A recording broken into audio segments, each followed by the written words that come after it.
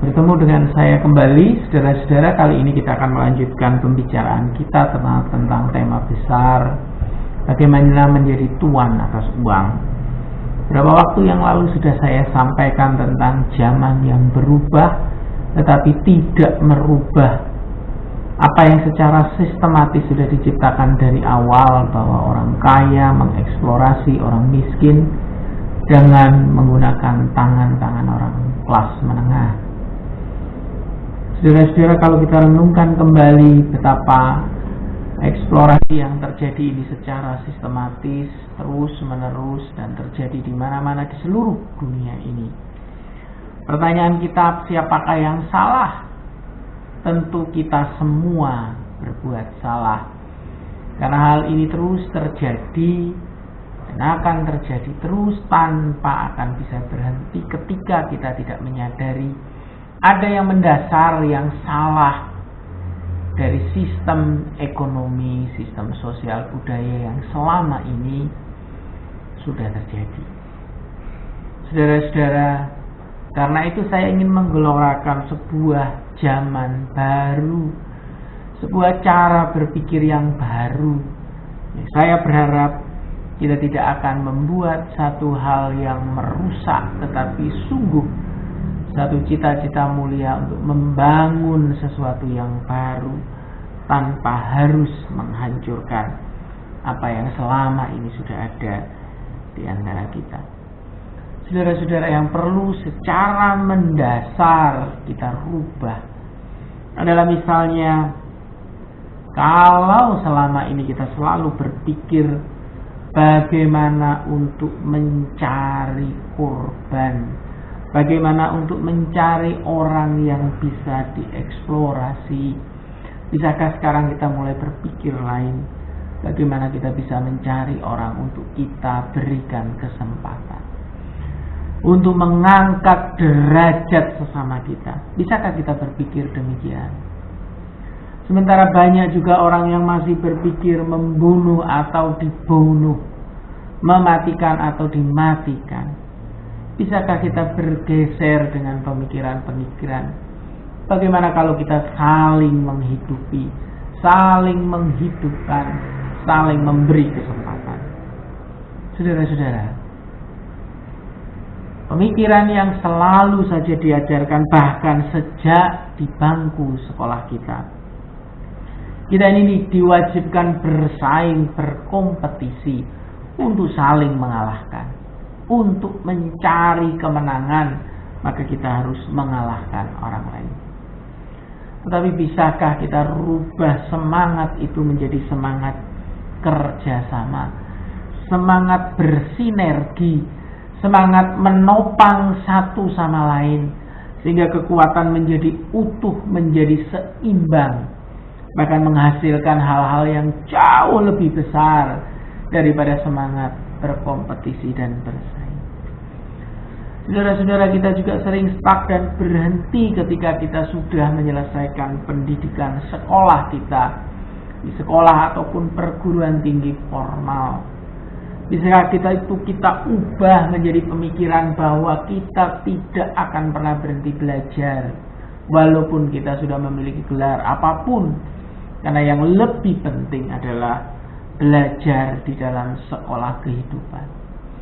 Sekolah kehidupan mengajarkan hal-hal yang seringkali sama sekali tidak disentuh oleh pendidikan-pendidikan formal sejauh ini.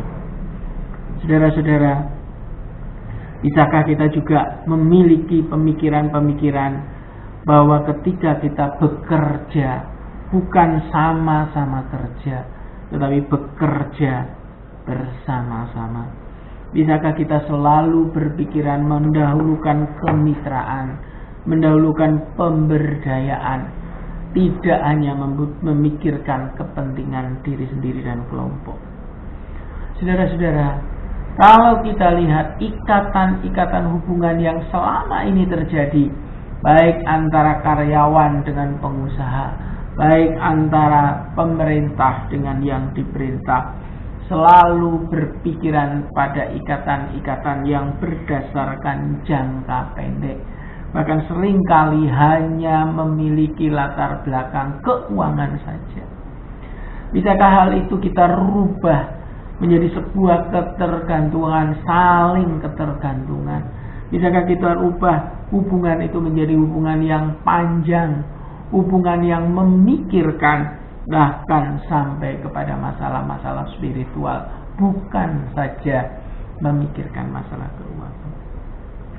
Bisakah pemikiran-pemikiran baru ini menjadi pemikiran-pemikiran yang mendasar, yang berubah dari pemikiran-pemikiran yang akademis, pemikiran-pemikiran yang di atas kertas, pemikiran-pemikiran di mana yang kuat selalu semakin kuat dan selalu memenangkan pertempuran, berubah menjadi pemikiran-pemikiran yang bersifat nyata berdasarkan pengalaman-pengalaman dan daerah kaidah-kaidah kehidupan.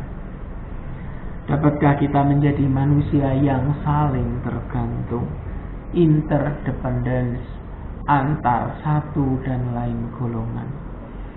Masih adakah harapan kepada kita? Masih adakah kesempatan untuk merubah sistem yang sudah ribuan tahun terjadi di tengah-tengah bumi ini? Saudara-saudara, yang lebih menyedihkan lagi, ternyata apa yang sudah diciptakan ribuan tahun dan kita ada di dalamnya, bahkan kita terikat di dalamnya itu, ternyata bukan memberikan solusi yang terbaik. Masih ingatkah kita begitu banyak tantangan-tantangan yang justru semakin besar? Jurang antara miskin dan kaya semakin tidak terjangkau. Krisis kepemimpinan yang selalu ada di mana-mana. Bahkan sekarang kita sedang memasuki krisis ekonomi dunia, melanda di mana-mana. Di Eropa bergejolak, di Amerika bergejolak, di Asia pun ikut bergejolak. Ancaman berbagai penyakit-penyakit baru tidak pernah berhenti. Ancaman peperangan yang terjadi di mana-mana. Terorisme terus berkembang.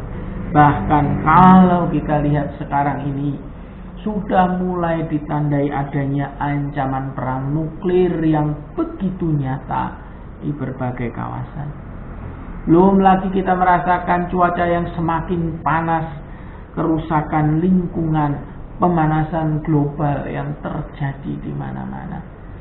Tidak adakah satu langkah strategis supaya kita bisa menemukan cara, kita bisa menemukan waktu-waktu yang lebih baik, bahkan kita bisa bergandeng tangan sebagai umat sesama manusia memperbaiki keadaan ini?